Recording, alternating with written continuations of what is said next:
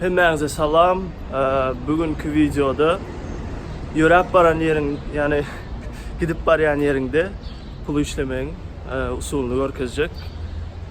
Başladık onda.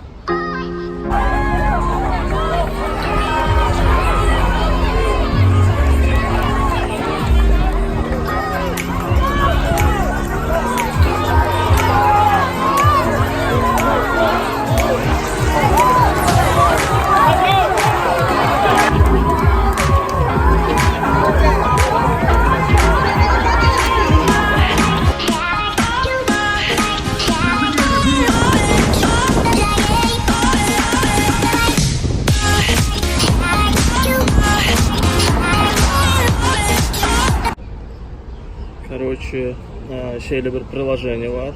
Adını Uber deyip yazıp budur. Görünendir. Şunun içine gireyim. Короче, şunu skачать edeyim. Registrasyon edeyim. Sonra surat emniyatı ayinini. Şu Manhattan'ın kartası. İşe başlamak için şunu basayım. Короче, başlayacağız birazdan. Yani şu gün 1 saat işleyecek. 1 saatin içinde ne açıp pul edeceğiz, şunu görkezecek. Hazır birazcık karışacağım. Yol tapya, yani iş tap veriyor sana. Ya online görkezecek. İş tapan, yani kahvaltı 5 minut, kahvaltı 10 minut karışmalı oluyor. Sonra iş tapya şu yere sapşeyne çıkıyor. Sapşeyne yerinde görkezecek.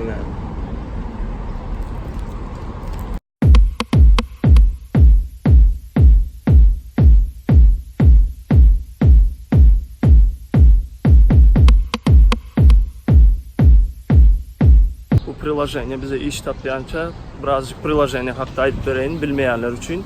Adı Uber, yani hem pasajirler da şap oluyor eğer maşinin olsa, hem ya velik, yani tığırın olsa ya da yörevim restoranların imit da şap oluyor.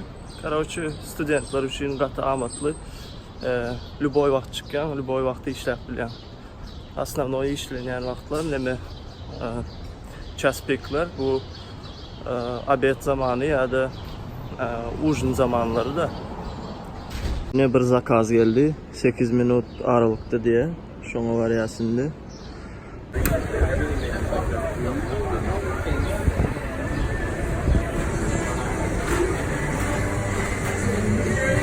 Hi guys, Uber.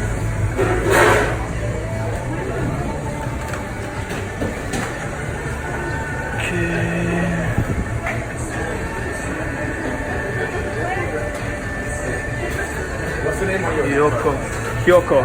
Kyoko? Yeah. It's right here. I got it right here. Oh, okay. Which one? This one? This right here we can take for order. Thank you.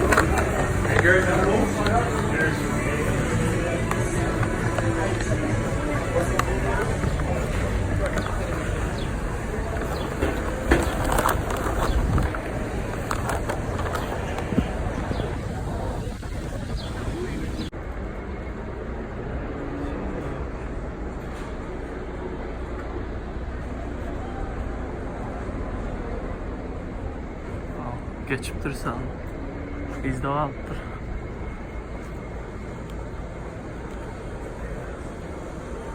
Kahveleri sağ.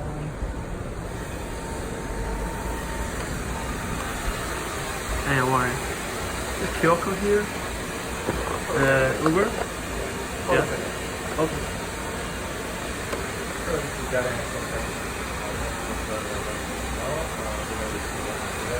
Hi, Kyoko? Yeah. Uber. Have a good one. Thank you.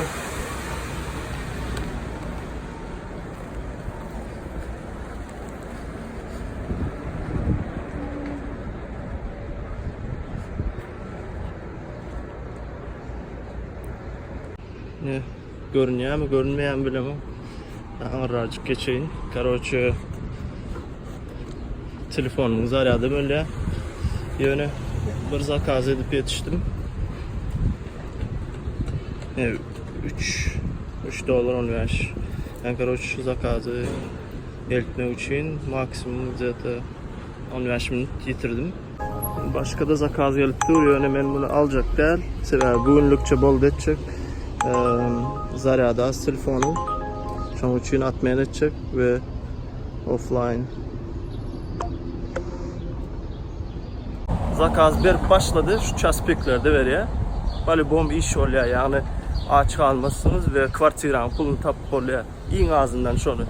Yani hiç iş tapmadım diyende, hiç beni iş almadılar diyende şu programın üstüyle günde 5-6 saat işlep bilen yeterli. Ağzından $4'dan olanda demek çiğ bilen neçe oluyor?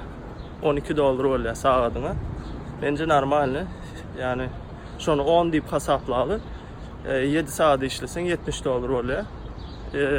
Studentlar için katı amatlı. Yani pul iyice işçeğini, pul soğucağını, pul toplap bilerler de şöyle.